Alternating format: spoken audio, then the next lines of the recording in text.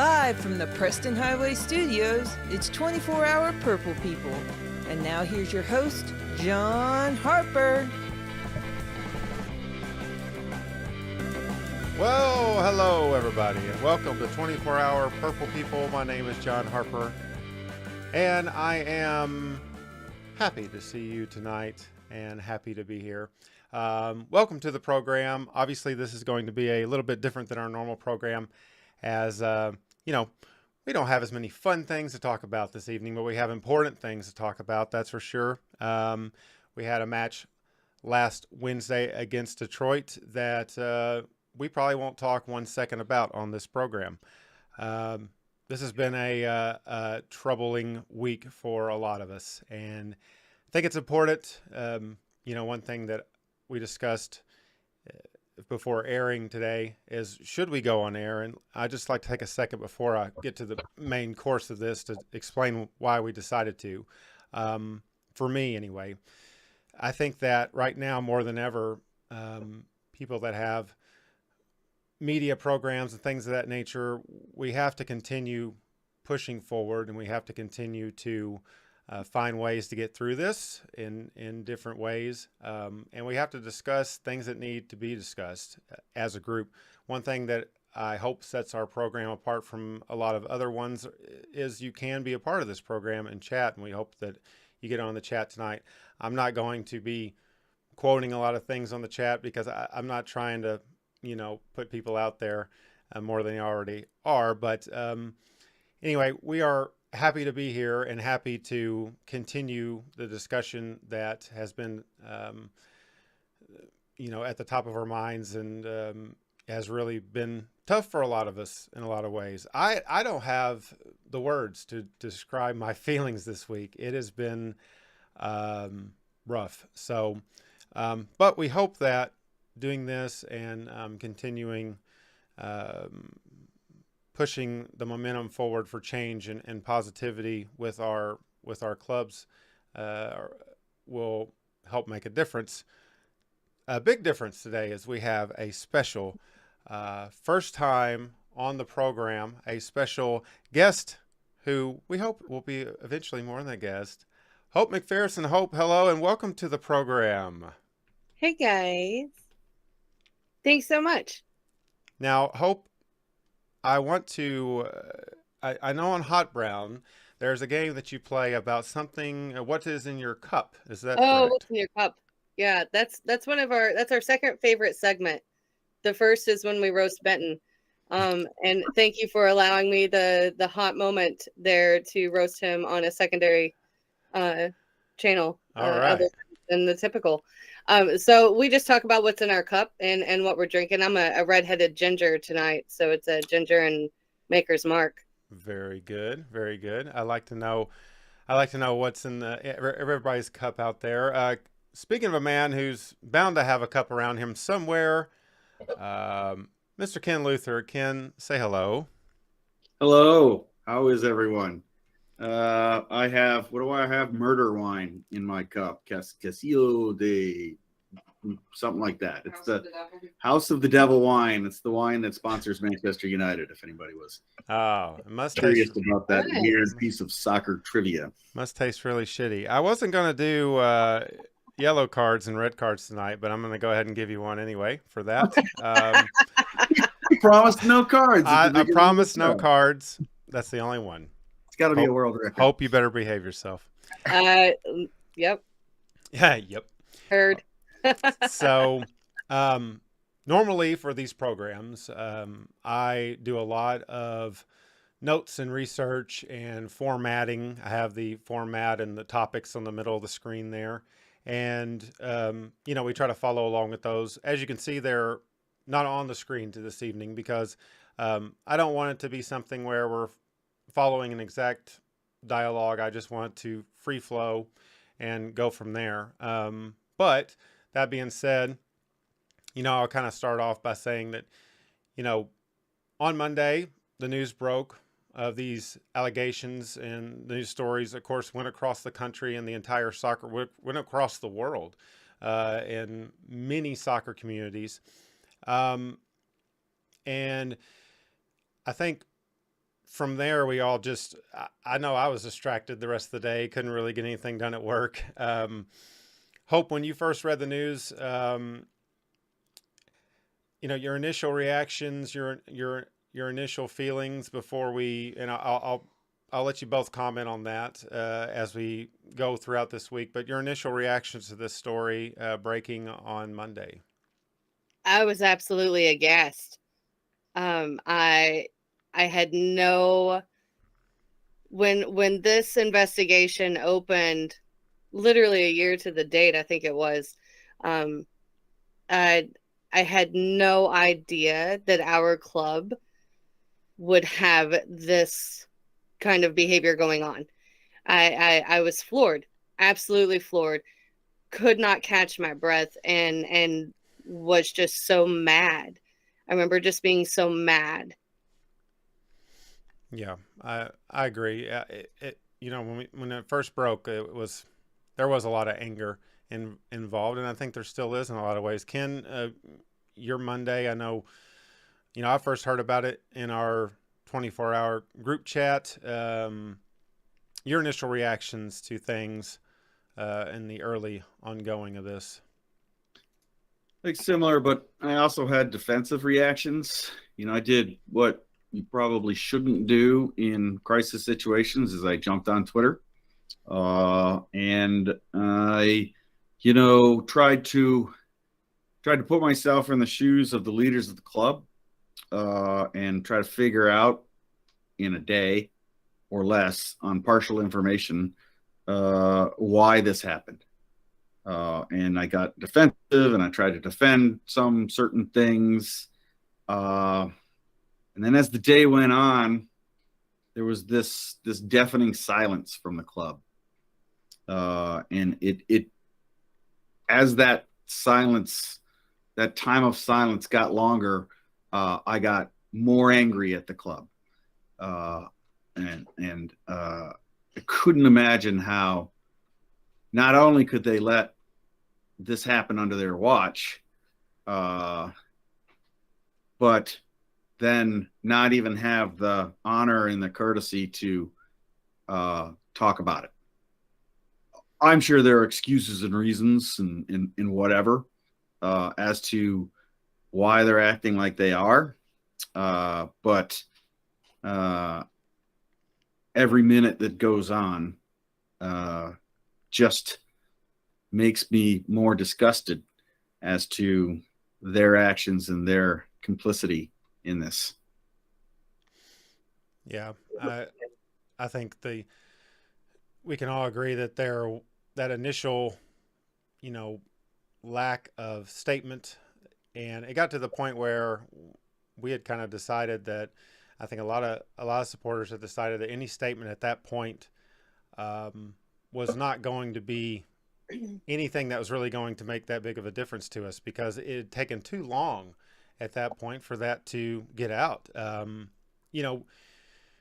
Regardless of legalities and all those kind of things that people have been talking about this, and you can really dig in a lot with those things, but still it felt like a statement was needed a little bit sooner. However, that statement came well over 24 hours. We didn't actually get a statement until Wednesday. Hope, when you read that statement from Racing, signed by James O'Connor, initial reactions to the statement felt a little, in my opinion, a little short and a little, maybe not enough info, a little vague. It was almost like a backhanded acknowledgement of it. It was a 10-second read, at best, a copy paste of the whoopsie, we won't do this again from last year. How do you go 2.5 days and that's what you post? That was your response. Like, hey, yeah, we know we messed up back then, but that was back then and we're not the same people now. Promise. No, it didn't cut it nearly as much. I expected not only acknowledgement of what had happened and apology for it, but I wanted to know exactly why it was that you felt you were too good to participate in the investigation as it was. And then I wanted to know what it was in concrete that you were going to do to move forward. What is it that you're actually doing to make change? You tell me you're not the same people, but I see you doing the same stuff day in and day out. Yeah. It's going to take more than a statement for that change. And, we got that statement from racing. Ken, when you first read the statement on the 5th, on Wednesday, initial reactions from you, sir? I mean, I tried to put myself in I'm having a harder and harder time doing this because it's now been, we're on day 3 at that point, with absolutely nothing. And I'm trying to figure the circumstances of which they decided to write that, which was, oh shit, we have to get something out to calm the supporters, to shut them up, to so that they lose interest in this and they go on, and cheer for the team and forget about everything that we did. That's what it felt like to me when I read it. Is they just get something out to shut them up. A comb over for game day. Right. Which obviously didn't work. And that's what I felt. So I think Tuesday I went through kind of a series of depression. We on the 24-hour Purple People chat group argued with each other for a while, and then we all went kind of like, we're going to quit. And then Wednesday, I read that and I got angry again. So that's where we're at. Yeah, it would have been, the biggest thing for me with this statement is we did not get a apology, although in the statement there's, we apologized to Aaron Simon. I mean, okay, we didn't get an apology that I think that we thought that we wanted to hear. And I just feel like that there was just not enough follow-up. They also mentioned in that we are going to cooperate with the ongoing investigation with the NWSL, Players Association, and things of that nature. They had an opportunity to help out with another investigation, the Yates investigation, right? I just feel like we're going to see, obviously in time, the results of this next investigation. But I hope you're shaking your head. I mean, how do we know that this is going to be really as authentic? Are they going to cooperate? Can we trust them to cooperate with that next investigation? They had all the time in the world. You have such egregious complaints brought to you by these players. Not only did you bring their coach in at different times to discuss this, so very anti-HR in the FO as it is apparently. So not only did you create that kind of discomfort when it came to handling a situation, but then you flat out refused for a year with the Yates investigation. Anyone who's read the team's statement, I was shaking my head and taking a deep exhale, because I think we're about to find out a lot more. And I think that this Yates investigation, this first round, I think that's just the tip of the iceberg. I think what the NWSLPA investigation uncovers is going to leave a lot of us feeling even more so like we have egg on our faces. So no, I don't trust them. They would almost have to go public with every bit of cooperation moving forward, as if they're showing off that they're cooperating, for me to even consider the notion of trusting that they're doing so. Yeah, I think full transparency would have to happen, and it would have to be an amazing amount of transparency. Ken, this next investigation that they're saying they're going to cooperate, not to jump too ahead of ourselves, but yesterday we got a lot of tweets in solidarity from the players on racing, with a statement from the players themselves, saying that silence is no longer an option and that they're going to be keeping a close eye on this. I mean, how do you feel about this next investigation? Are we going to find out, is just this the tip of the iceberg, or what are we going to find out from that? So the first investigation was the Yates investigation, and that came. Who hired Yates and team to do that investigation? Because this I do not understand. So that was an independent investigation, and that's where that one came about. The one that we're waiting for release on is the internal investigation, and that's between the NWSL and the NWSLPA, is my understanding. Yeah. So when organizations conduct investigations on themselves, I do not have a huge amount of faith, trust, and confidence that they're going to get to the right conclusions or the truthful and justice. So I, in this circumstance, am a little bit of a pessimist. My funny thing is my job when I left the Army, the very last thing I did is I was what's known as an investigating officer, and I investigated lieutenant colonels for predominantly sexual misconduct, weirdly. And I always found them guilty because by the time it got to me, they usually, there was enough evidence to that. But I came from outside of their organization, came in and looked at them very closely. Internal investigations always scare me. Maybe they've set up ways so that it can maintain its impartiality. I'm not sure, but I do believe it will provide more information, another piece to the puzzle, and along with hope, I'm pretty sure it's not going to look good for Racing Louisville. It's certainly not going to look good for the NWSL, which is in deep shit right now. Yeah. One thing I will say about this NWSL investigation, the investigation by Yates, this was a independent investigator hired on by U.S. Soccer Federation basically to do this independently. So, between the two, you would probably trust this independent investigation over an NWSL investigation because they've got more to lose when more shit comes out than Yates would. And Yates is somebody who's that's her specialty. She does these kind of things. She digs deep on these kind of situations. And U.S. Soccer posted a statement of things they're going to do in the future from this Yates investigation. There's a lot of disconnect, it seems like there. It's something I was kind of reading about. I just, just a lot of disconnect. And it seems like ultimately, at the end of the day, the players obviously have not been placed first in this situation.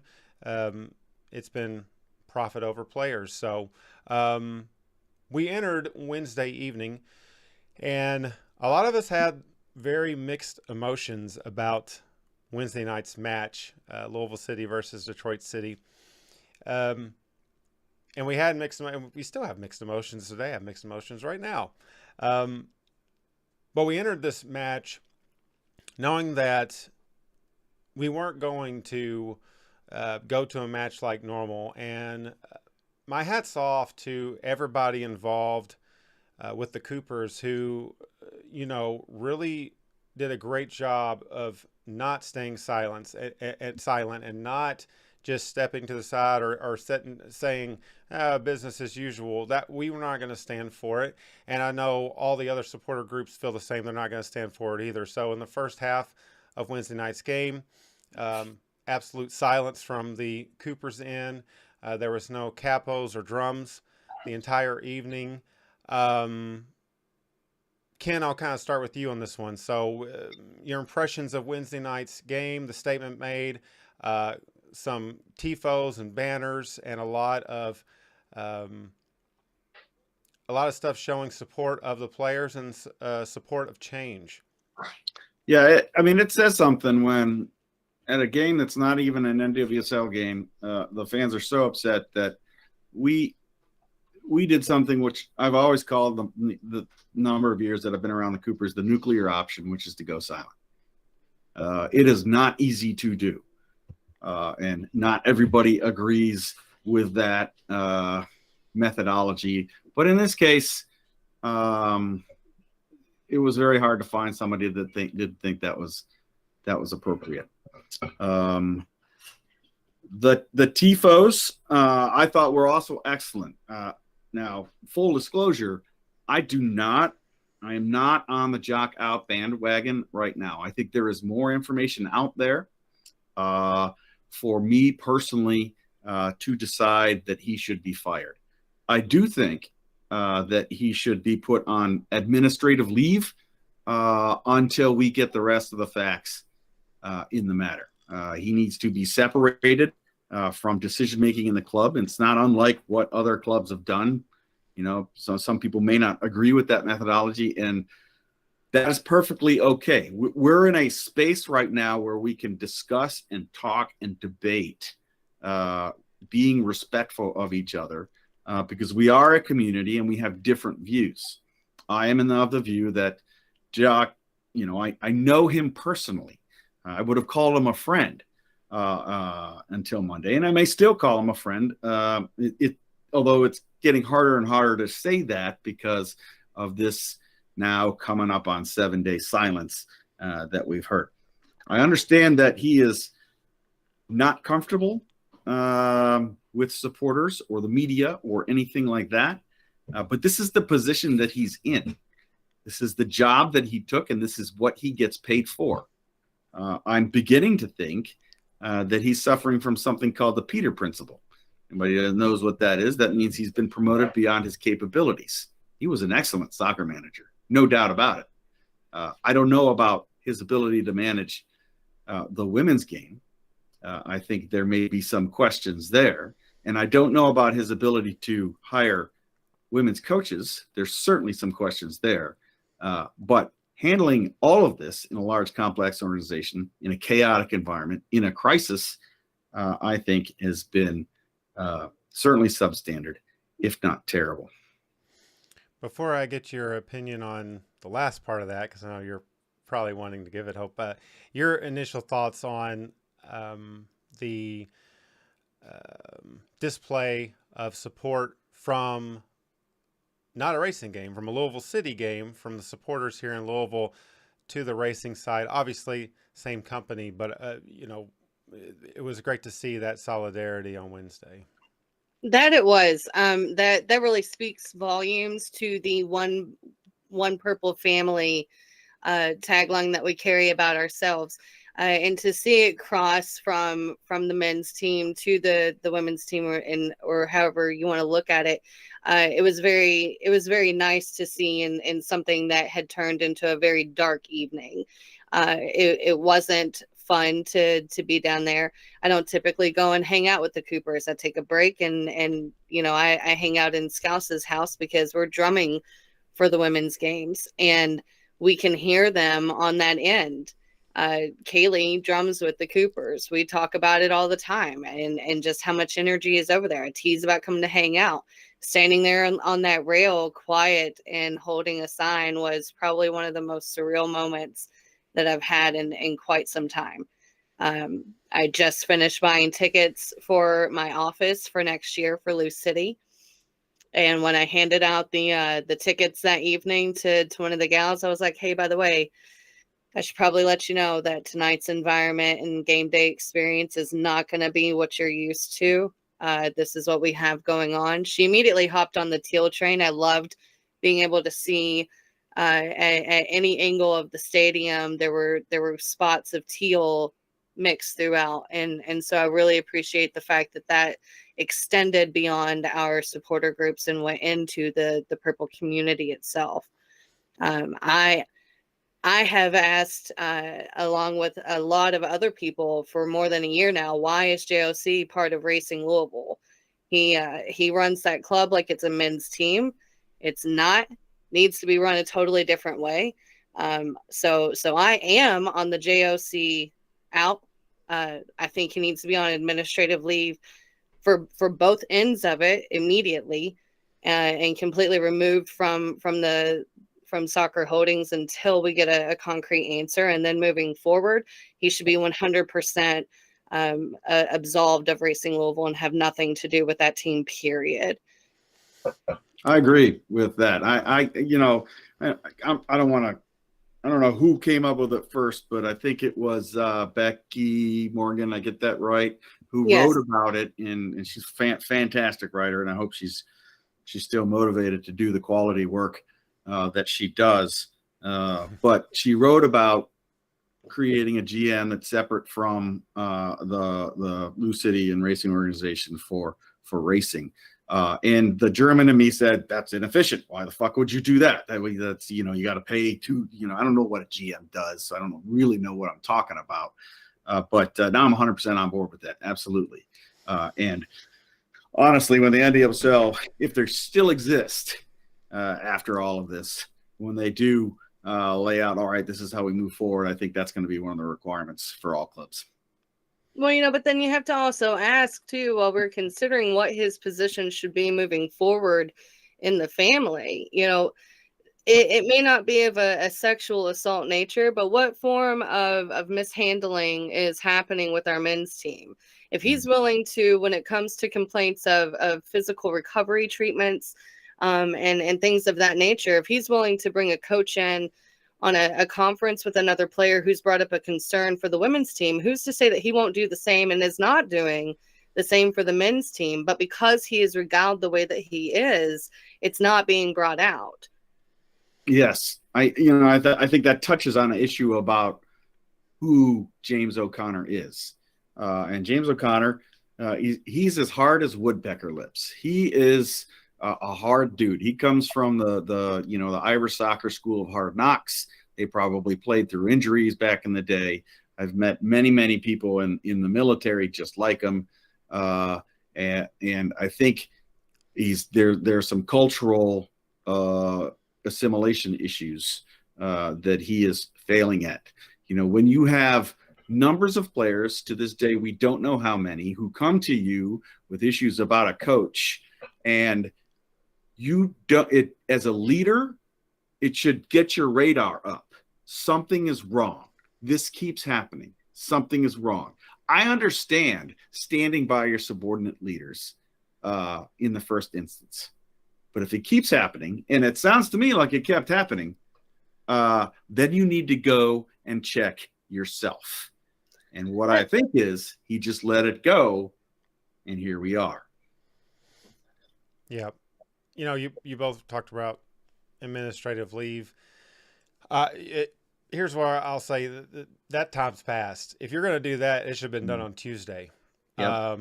You can do that action as an ownership group or whatever.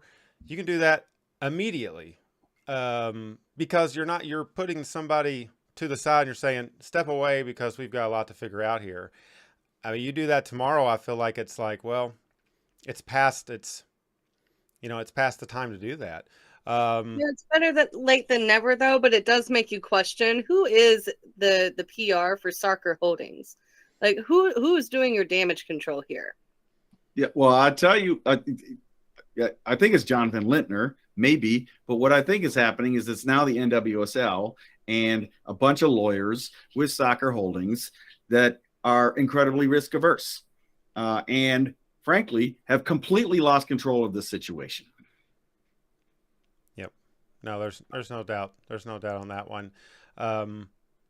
We found out Thursday afternoon, the Players Association put out a couple of statements that were reported by Tyler Griever. While I have a moment, holy cow, Tyler Griever, this guy, we always talked highly of him on 24-Hour Purple People for his coverage of Louisville City and racing, for his love of both teams. And the guy's a one-man show. I mean, he does the camera shoots. He does everything, right? Sets it up at the matches. And does all the reporting, but he has been unbelievable. So hats off, Mr. Griever. We really appreciate everything that you've done this week, and I hope you get some rest, because he's not only, he's not only doing this, he's doing all sorts of sports. He covers University of Louisville and all sorts of sports around the area. So hats off to Tyler, because he's been instrumental this week to getting more news out there, and all the interviews with the players. I believe it started with Michelle Betos. That interview was first, and then went from there, and just every one of them was just pulled at your heartstrings. They were just tough to listen to. But on Thursday, we got some stuff from the NWSL Players Association saying that basically there's more to investigate than what the Yates report stated. Supporting the recommendation to await the joint investigation results for discipline. So, that kind of states that there's going to be something maybe league-wide. We know that with this report, you had a lot of additional information coming out in Portland. Portland, of course, has had lots of issues on the Thorns side of things. Also, some issues with Chicago. What I feel like is going to be something that wasn't mentioned in this 300-page document is this is a league-wide thing. A lot of the people that were involved in these other clubs and these other cities have now moved on to places like San Diego, and they're behind the scenes maybe, but this stuff is going to come to the forefront. There's definitely we have not seen the end of it as far as that goes. One thing that, I think that once we saw that statement and some of the additional information, we headed into Friday. And Friday, Ken, I think you kind of got this started, but there was a little shindig at Public House to kind of get some supporters together. I think something that's very important, and the main reason, again, that we're doing this tonight is just to give people a place to chat, and we appreciate everybody joining us in the chat room this evening. Normally, I would be quoting all these great chats. Great to see everybody out there. Some new viewers tonight. This is normally where I'd say hit that subscribe button, but I'm not going to do that. But on Friday, you guys kind of formulated something at the Public House. I think it's very important to continue these topics. I don't want you guys. I hope you were there as well.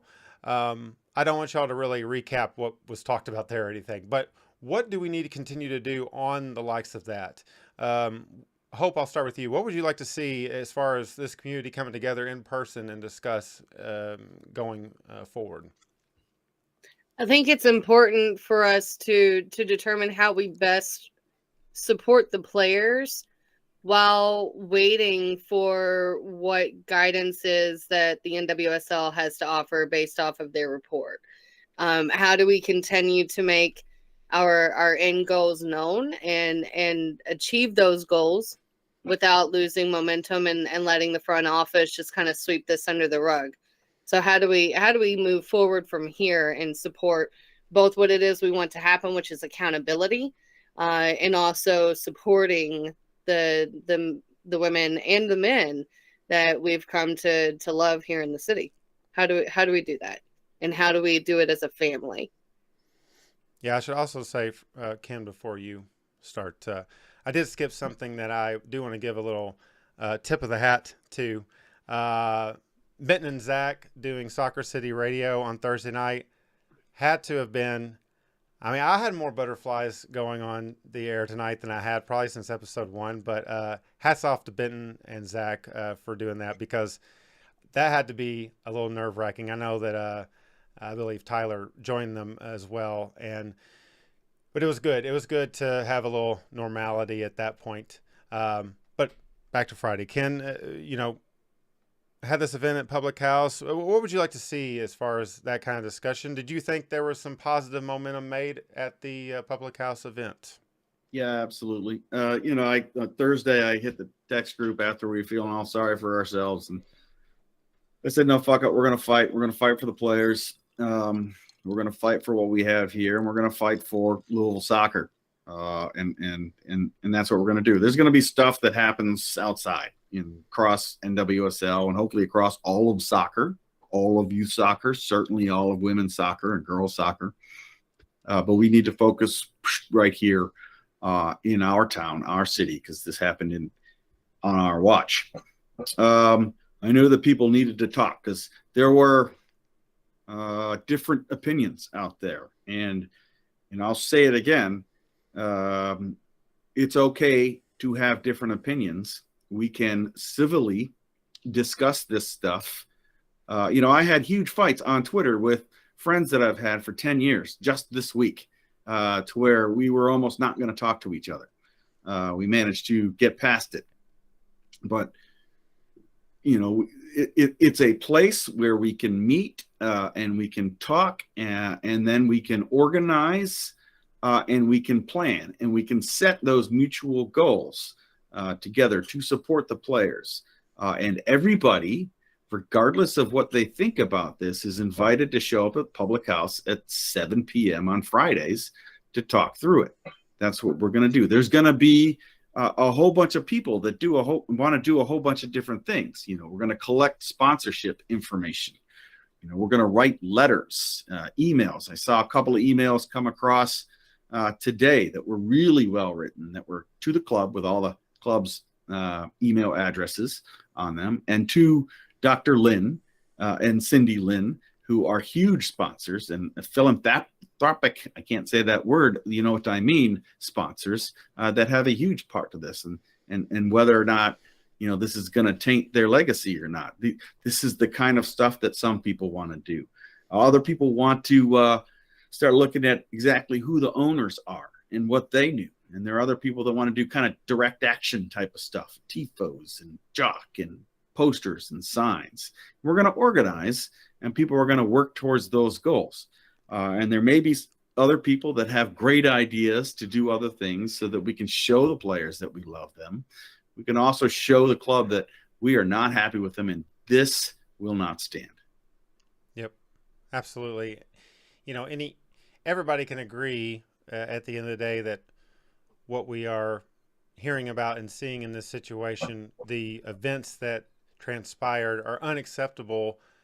As human beings, this is unacceptable. Forget about the entire everything about it. We wouldn't want this to happen. I think Hope you said earlier, if this was it's like a family member. It's like it happened to a family member.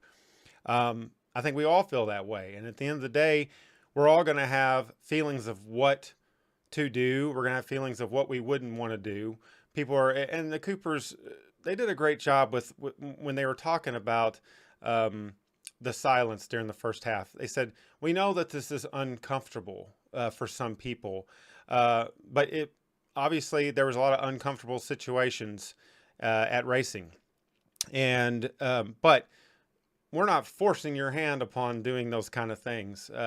We love our players, we love our teams, but we have a big issue here that we have to get fixed. Ken, I'm glad you brought up the sponsorship thing. Throughout the week, we saw many sponsors stating on social media, and it was picked up by some news outlets as well, saying how they were disgruntled about this situation, not happy to see. And of course, Dr. Lynn and Cindy Lynn, two big ones, but we got to have a lot of corporations make statements. Hell, they made better statements than the club did in a lot of ways. We also saw Sherwin-Williams say that was it.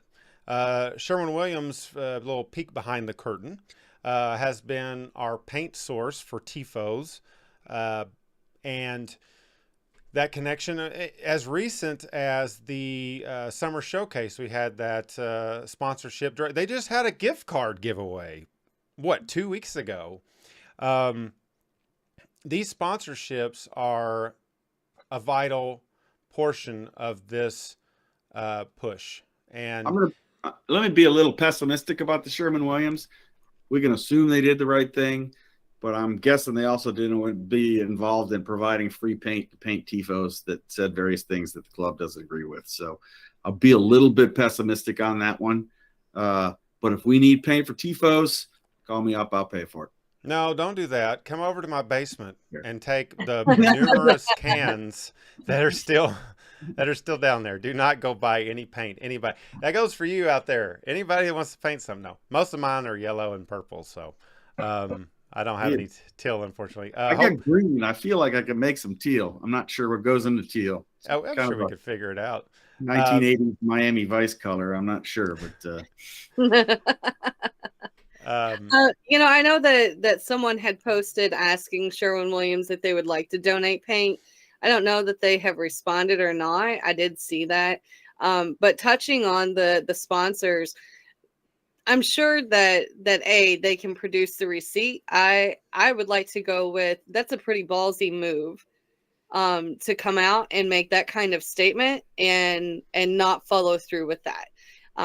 Surely the NWSLPA has some kind of directory of donors. I feel like if we were to ask for the receipts, we could get that. And that is, continuing to pressure these sponsors.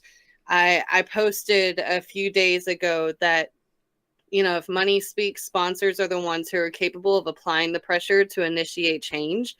And I am standing behind that. I think that is going to have a much bigger impact immediately. Whereas, yes, they're still silent. I think that they're scurrying in their little shoes right now over having some of these bigger names pull out. There is a spreadsheet where we have information on all the sponsors. So if you have the time and ability and you would like a template to email out to these sponsors, we have the contact information. We're happy to give that to you. You can shoot me a message, Bree, Marie, Ian Westfall. We can provide that information for you if you have the time to send those out. Just copy, paste, shoot. There you go. I think we need to continue to do that. Beyond sponsors, there are other ways that we're starting to organize and look at. Remember, Louisville City Soccer Holdings got $30 million to build a stadium in Butchertown and only had to pay $14 million of that back. So that was a bond that went up to $42 million. So there's quite a few millions of dollars. It's taxpayer money that was given to this organization to do this. Soccer Holdings also leases the land that the academy currently sits on from Metro government. So there are people that are supposed to be supporting the people of this city that have an interest as to whether or not Soccer Holdings is being a good citizen or not. That's a good point. I mean, that's an excellent point. Yeah, I mean, that's a whole different type of pressure, obviously, too, that, be a good way to continue this going and seek some justice out of this situation. When we come out of events like that, I know sometimes with the camaraderie and fellowship and a few alcoholic beverages, that sometimes it can get a little having fun fest. But, last Friday, and I wasn't there, I'm just speaking from, I think we all just needed a place to kind of hang out and let loose a little bit. And I think this is going to continue to grow and be a good thing. Ken, for those that don't know where Public House is, tell them where it's at.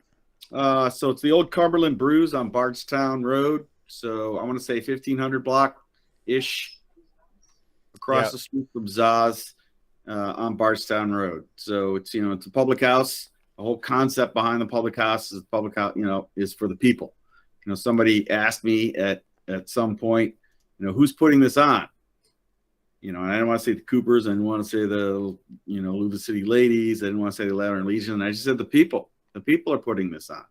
Because it's the people, the Purple family, the collective group that is very concerned about where our soccer club's at. Yep.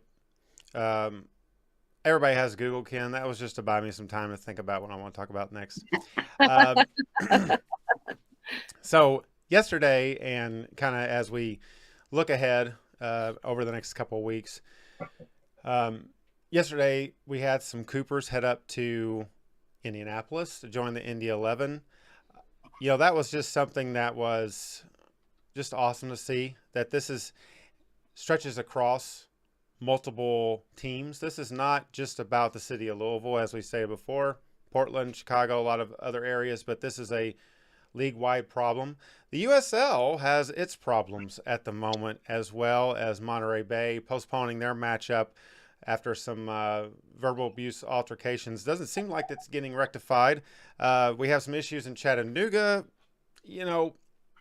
I was talking to Katie about this. It's just very strange to me that, and I don't know if it's because soccer is kind of a relatively new sport in America to a lot of people. I don't know, but gosh, you hear of all these kind of things. It can be a little disheartening. And I think at the end of the day, they underestimated us, whether it be those situations or our situation here. We all want to see things rectified, and we're going to find ways to get it there. But going to Indianapolis, that was a huge statement. Indy 11, which we usually give a lot of shit to on this episode, on this show, was very cool to see. That's not a question. Anybody want to chime in on that one? I don't know. No, I thought it was nice that the Brickyard Battalion opened up for the Purple family. It was also nice that Detroit fans wanted to come and stand in solidarity with us Wednesday night. They did score their goal when they went ahead, I noticed in that section, but they did stand in solidarity. So I'll give them that. Yeah. Maybe they'll change their sign to "Nobody gives a fuck about Louisville" to "We don't like Louisville, but we stand with you on these issues." I don't know. We'll see. It would be a long sign, wouldn't it? Another thing that kind of broke over the last 24, 48 hours was the fact that Alaska Airlines, that is the front sponsorship for Portland Timbers, are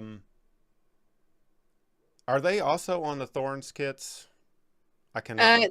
No, they are. I believe. I think okay. they're up towards the top of the chest.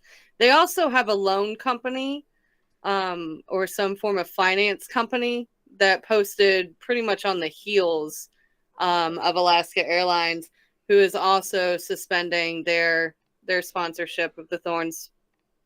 Yep.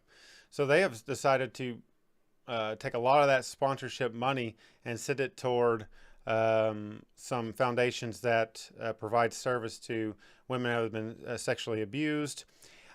If you hop on to Timbers and social media and things like that, today they're playing a game. It's decision day in MLS. So, as they're tweeting out scores and stuff, same thing you're seeing there. All the responses are not about the play on the field. It's about the concerns. They have a similar situation there where both of those clubs are under kind of the same umbrella, for lack of a better term. So, and that's a fan base that has been around for a long time. It's very solid, obviously very passionate fans out there that are behind their clubs as well. So the name of this episode is "Where Do We Go From Here?" We talked about the public house, all that. I would like to ask a question. Pope, I'll start with you. So, as a Louisville City fan, we are at a point in the season where we have set the club record. We have 69 points in first place. We have clinched that first place spot. We have a match next Saturday against Hartford Athletic, and we are heading into the playoffs the 29th. It kicks off. How do we support the boys in purple, and how do we continue on with all this going on?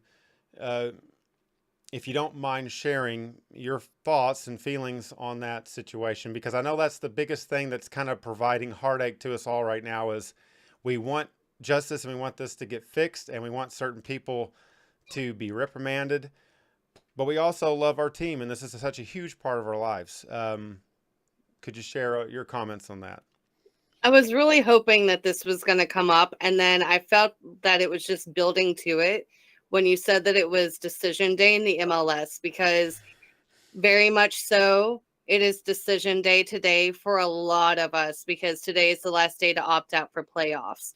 So we have talked about it. By we, I mean Calvin and I. And on the flip side of the women's team releasing their collective statement, here is what we have determined, and this is what we'll be doing because I know this is a big question that a lot of people are asking. So here's what we have decided for ourselves after great consideration and being very involved in trying to make impactful change. We don't want any of our money to go to Soccer Holdings, but I understand that without money going to Soccer Holdings, there's no check to be signed for these players who, according to the women, want us to support them and to hang tight with them and wait until the investigation has finally come to an end and recommendations have been brought forth. So in the interim, we continue to boycott concessions and we continue to boycott the team store. Whereas, yes, I could have opted out and not spent the money for playoff tickets. Not being there doesn't allow me to be a visual statement to what is going on right now. I don't want for everyone to opt out of these playoff games and to not show up in their teal and Soccer Holdings be okay with 8,000 fans show up in purple, and then we're not there to annoy them with the silence, to remind them with the color, to speak up with our signs. I think that right now it is much more valuable for me to follow suit of what the women have stated they want, which is support, and to make the golden child not so golden with all the little marrings of my presence that I can make it. Well said. Well said. Ken, your thoughts on that? How do we move forward to support the boys we love and the players we love and still put the power to the players and hold people accountable? Yeah, so today was a decision day for me and Rebecca. And what we decided is to opt out of our playoff tickets. But we are in the supporters section. So if we see positive action from Soccer Holdings, we'll just buy 2 more tickets and we'll be there. We don't have seats that we need to protect. And if we don't see any momentum whatsoever or any attempt to try to answer some of the questions we have now, specifically about why did you hold on to the NDA? What were the hiring practices that you had? Those types of questions. Because if they're going to fully cooperate with the investigations, then obviously they're not holding on to the NDA. Why do they hold on to the NDA in the first place? At what point did they decide that they still needed to hold on to the NDA? Those are things they can answer right now. Yeah. And they're not. And we're not seeing anything from them. I do see Hope's point. I didn't really see it 2 hours ago when I opted out, is that we do need to be a visual presence. I don't like the color teal. It doesn't look good on me. I'm trying to figure this one out. But I will do this. I will wear teal. I have a teal members only jacket, so I guess we're going to be rocking that a couple more times. Embrace the inner Miami Vice. I'm about to say, for somebody that loves 80s music as much as you do, you've got to have some sort of teal. I too am equally shocked. It's just I haven't worn purple in a couple of days now, and I realized how much of my closet includes purple. So Rebecca and I have worn the same clothes for the past 3 days because that's all we have. So I definitely need to do some closet expansion. But so yes, we did opt out, but that doesn't mean we'll not go to the games in the future. We are going to wait and see. I don't think there will be any investigations that will be complete by the time we hit the playoffs. I think that's more like November. But I do think that the club can do some things to talk to us. I will not sing. I retired as a capo out of protest for much more minimal issues having to do with sunlight and being potentially lied to. But I certainly am not going to do any capoing or singing in the future until we resolve these issues. And I, being a retiree, am going to work very hard organizing, collecting intel. I've got 6 meetings scheduled this week with a variety of people that I believe can help us through this. It's got to get very hard to live in this town if you don't show some accountability. Well, we appreciate that, Ken, and I know you've been around since the very early days and hit us all hard, but I know it hit you hard too. And you know, I won't share what I did with my tickets since y'all both did. I will share that this was a Long Island iced tea because nobody asked me earlier. But let me just let me just say this. I was talking to my buddy that I met through Rocket League, who lives in England, and I was talking to him on Discord about, you know, the situation. Follows the team. His name's Brian.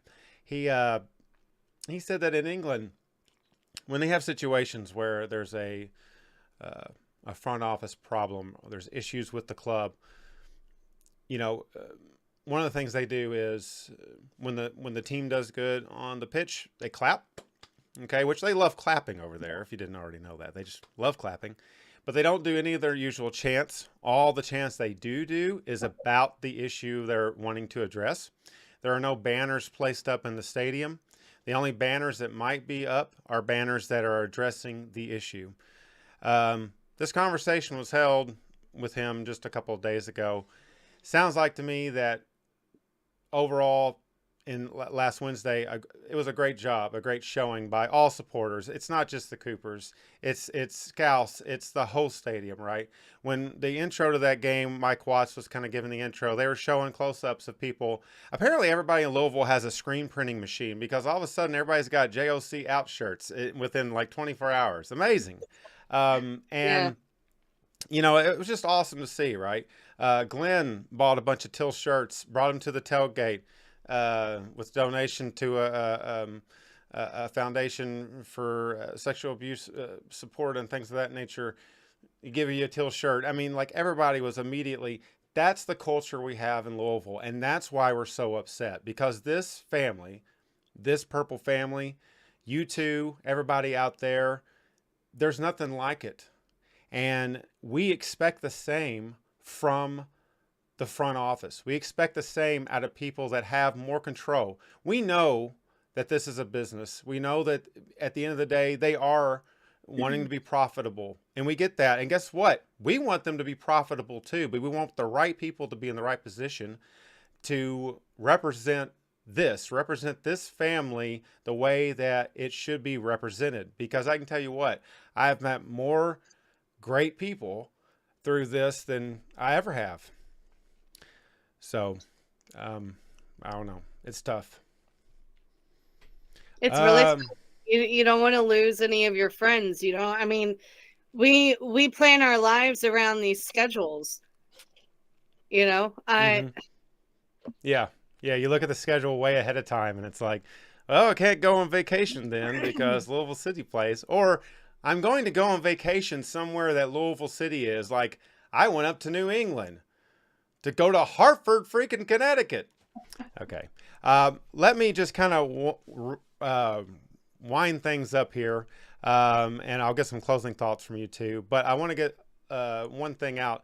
Hope, I'm going to give you a shout out here. You had a great tweet, I think, that kind of summarizes that feeling that we just kind of talked about. And you said on this, let me be crystal clear. The goal is to not tear down either club. The goal is to remove those responsible for enabling an abusive environment.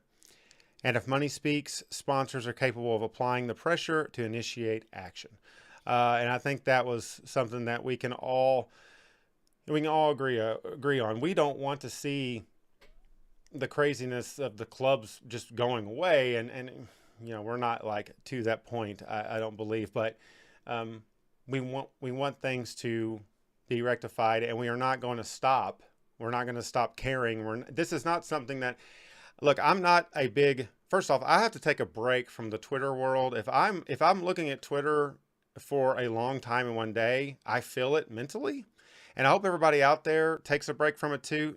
Just because, if nothing else, looking at your phone screen for a long time, people, hurts your eyes. It hurts your sleep.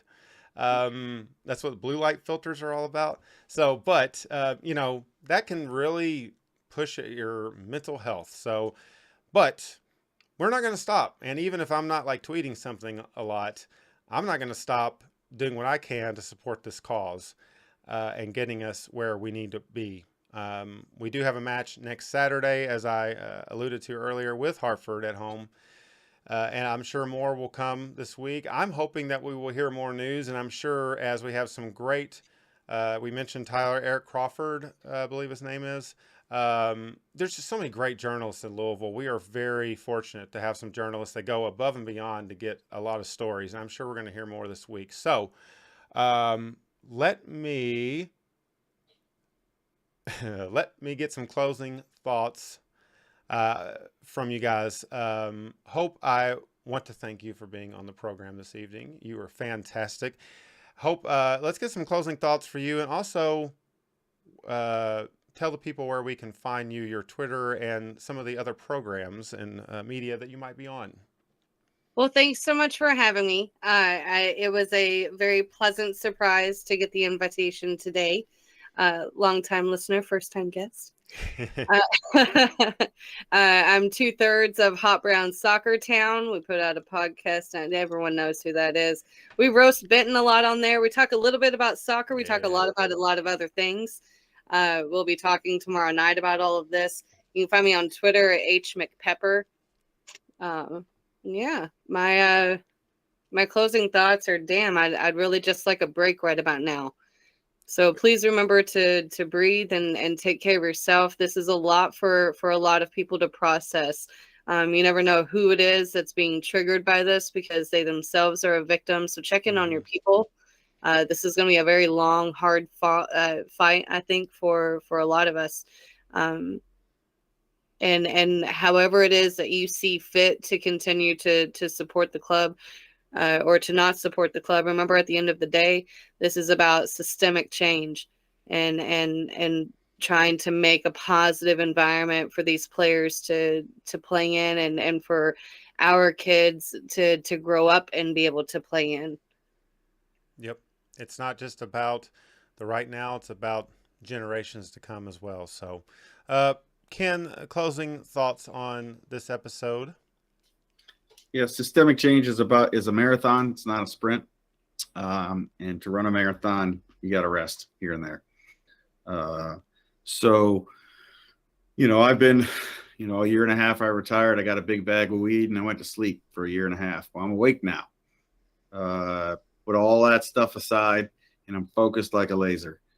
So if people want to do stuff, whatever it is, reach out to me. I made up a new Twitter handle, Cooper Colonel 2, because I used to be Cooper Colonel, and then that one died, and then that was taken. So then now there's 2. So there's 2 of us now. And just let me know.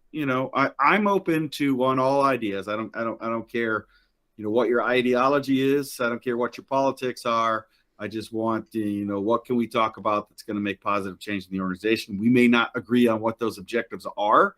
But at least I want to listen to you and get your viewpoint. So if you want to just do it online, let's just do it online. If you want to do it in person, I certainly am going to be at the Public House on Friday nights. And at least for the next game, I will be there. So that's kind of point number 1. Point number 2 is, let's not trash each other, especially if we disagree with each other. Let's I've talked about a code between supporters groups and between people. Let's try to kind of, if you have a problem with somebody that is from a supporters group, take it to the leadership. And if you can't get anything done, bring it to me. I have been either formerly friends with or am current friends with every supporters group out there, with the exception of like the new ones, like the Ledge Hogs. I couldn't pick them out of a crowd of 2, but they're super awesome people. So they're by the ledge. You just gotta look for the dads. Let's look for the dads, man. I know the dads. Right. So I'm not picking on them, but I know a lot of people, and sometimes I come across as a little bit of an asshole, but I really am a nice guy. I really do mean well. And I will, like I told everybody on Friday night, I will reduce my alcohol consumption and my cannabis use in order to be able to intelligently talk to people about things.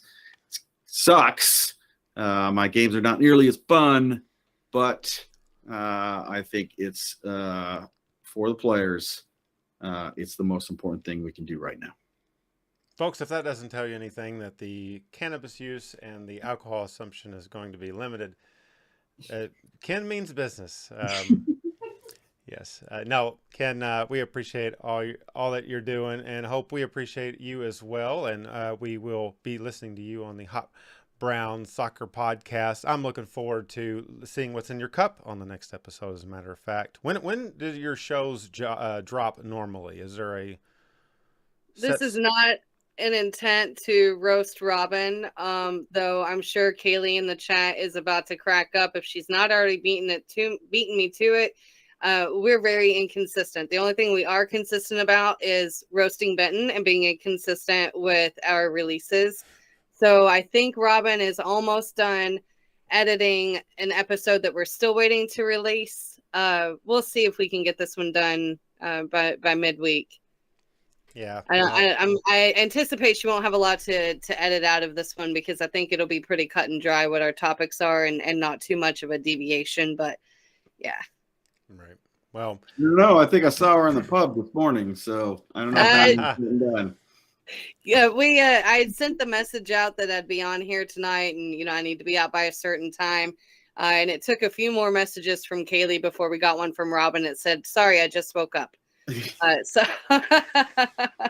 that time difference, I'll tell you, it kills you. Well, I know at like 1-ish or so, she was 3 mimosas in. So yeah, Ooh, nice. Well, Yeah. Now we know what's in her cup. Yes.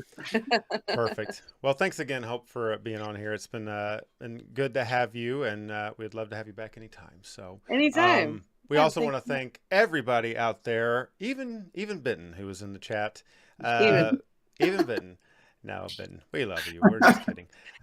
We do not like Skyline chili, so kidding. All right. So guys and gals, we will see you next Sunday. We're going to continue this. We're going to keep the train going down the tracks. We're not sure exactly what format we're going to go with week in and week out at this point. We might continue discussions like this every week if we don't see some changes that we want to see. And, we're going to keep fighting the good fight and keep standing up for the players and the women at racing. And we want to thank you all for joining us this evening. I'm not going to tell you all of our socials and all that. I'm just going to tell you that we love you guys. We'll continue to be family. We are family. We're the purple family that's wearing teal. And we will see you next time. For Hope McPherson, Ken Luther, I'm John Harper. We are 24-hour Purple People. Goodbye, everybody. Have a good night and a happy week.